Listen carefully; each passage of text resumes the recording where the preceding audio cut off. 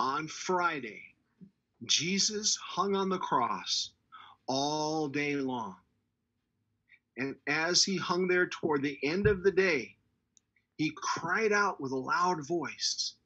And he said, my God, why are you leaving me here all alone? And at that very moment, God the Father took all the bad things that any of us have ever done, and he poured them out upon the body of Jesus. And the weight and the heaviness of all those bad things were so heavy that it caused Jesus to die upon that cross. And so as the day was beginning to end, Jesus died to cover the sins, all the bad things that we have ever done. But the story doesn't end there.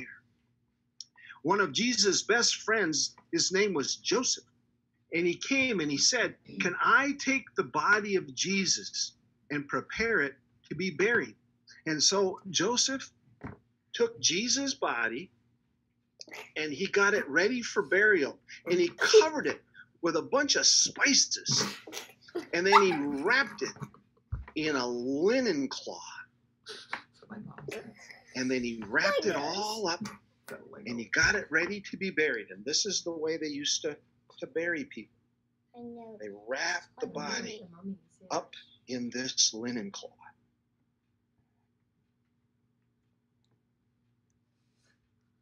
And then Joseph took the body of Jesus, and nearby he had a garden tomb that belonged to him. And it wasn't used. And so he put Jesus' body in that tomb that was there in the garden. In those days, see, when they buried people, they didn't dig a hole in the ground. They carved a room out of a rock hill. And then they would place the bodies in those rooms that were carved out of a rock hill. And Joseph had a huge rock that was sitting next to that tomb. And he put Jesus' body in there as the sun was setting on Friday. He rolled that rock in front of the tomb and closed it shut. And he sealed Jesus' body up in that tomb. And so Jesus was dead, and the sun set on Friday, and it was dark all night. And all Friday night, Jesus' dead body was laying in that dark tomb. On Saturday morning, as the sun rose, his body was still there. But Pilate, the man who did not like Jesus, was thinking, and he says to himself, you know what? That Jesus, he said that he was going to rise from the dead in 3 days. We better make sure that his followers don't come and steal his body, and then we'll have an even bigger problem. Captain, yes, sir. Take your guard, your soldiers, and guard that tomb to make sure that nobody steals that body. Sergeant, Captain, if anybody steals that body, you're going to be in big trouble. Sir, yes, sir, we're right on it. Come on, man. And so the captain took his soldiers and he went back to the garden tomb. And on Saturday, they posted themselves out in front of that stone tomb. And they waited there all day Saturday, making sure nobody came near that tomb. Sunset again on Saturday night. And all night Saturday, Jesus laid in that dark tomb. His lifeless body was totally dead, waiting.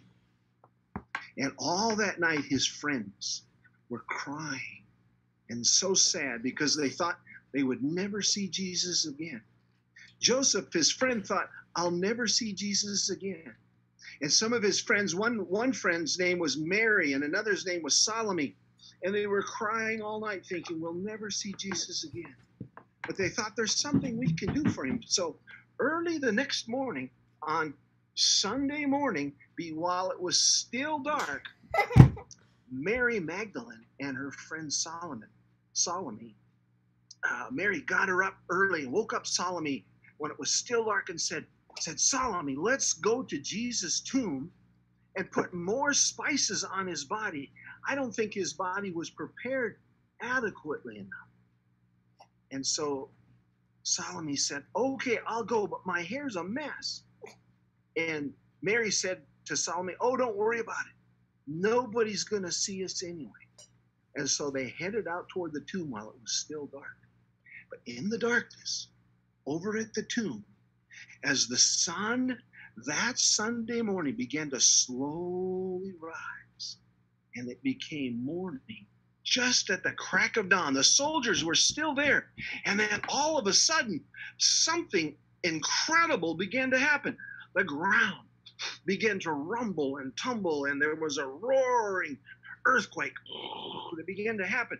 And the soldiers fell down. They couldn't even stand up, and they got up and crawled, and they ran away. And then in that tomb, a miraculous, a marvelous, wonderful thing began to happen. As the dead, lifeless body of Jesus, all of a sudden in a flash, and what had happened, the stone went blasting away. And Jesus got up and walked out of the tomb, and all that was left inside were the wrappings that had been about his body. How did they do that? It's like magic. Mary and Salome, just after that happened, came walking up the trail, and they came and looked, and the stone was rolled away, and they looked into the empty tomb, and all they saw was the linen cloth. And they said, and they asked, where have they taken Jesus' body? Where could he be? He's gone. And then all of a sudden, an angel appeared to them. And this angel spoke to them, and he said to them, why do you look for the living where you would look for the dead? Jesus is not here.